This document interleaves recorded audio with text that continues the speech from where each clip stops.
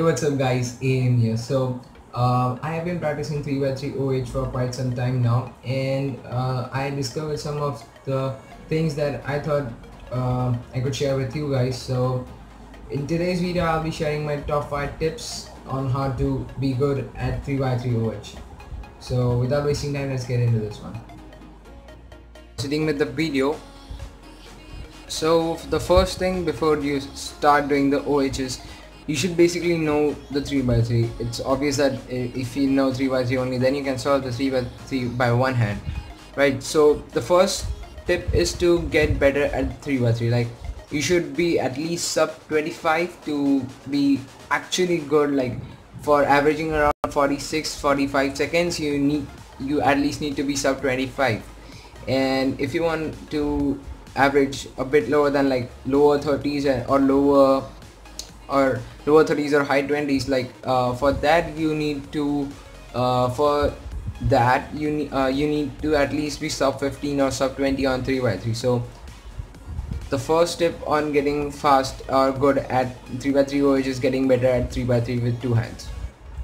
Okay, so the second tip is the use of the small finger. Okay, so this thing is very important on solving 3x3 with one hand.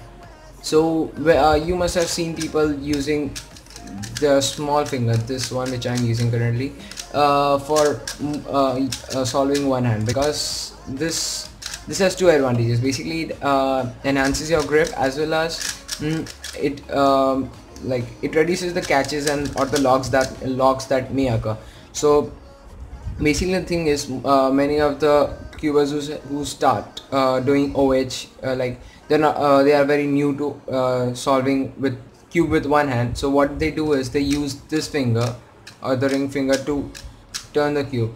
So as you can see, when I turn this, I end up locking up myself and my grip is reduced as I'm holding the cube with these two hands. So you should make sure that you use your smallest finger to turn the cube while solving 3x3 with one hand.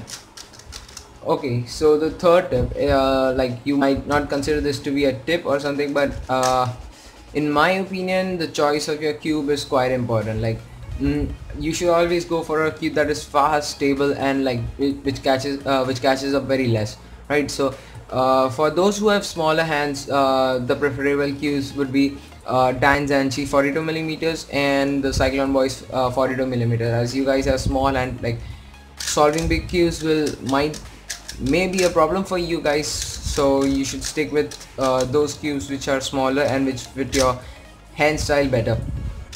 And for people such as me, which have got are pretty big hands, so for guys like us, we should probably go for the GTS V2 or the VOG 3.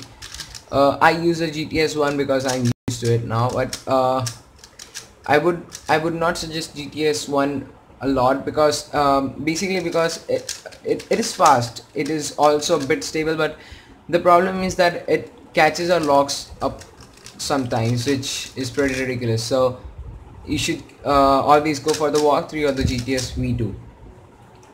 Okay, so going further, tip number 4, you should be aware of the algs that are like some of the important algs, like the T perm, the J perm, and the Y perm. These are the three basic algs which you should remember for PLL, and you should obviously be knowing the Sewn and the anti-Sewn cases for 3x3 OLL.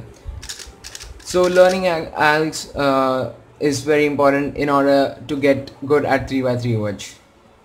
Okay, so the tip number 5 and the last tip is practice. So practice is something that you need a lot on 3x3 OH. While solving two-handed, you might not need it very much, but when you solve with one hand, you require a lot of practice, because you need to use this finger, which is very rarely used anywhere, right?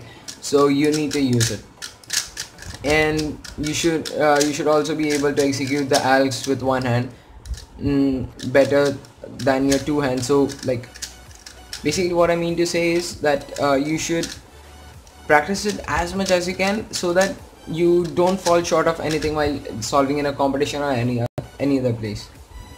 So yeah, this concludes my video, and if you like my video, don't forget to leave a like, and if you have already subscribed, thanks a lot, and if you're new to my channel, don't forget to hit that subscribe button. Also, don't forget to hit that bell icon beside the subscribe button to get notified every time I upload a new video.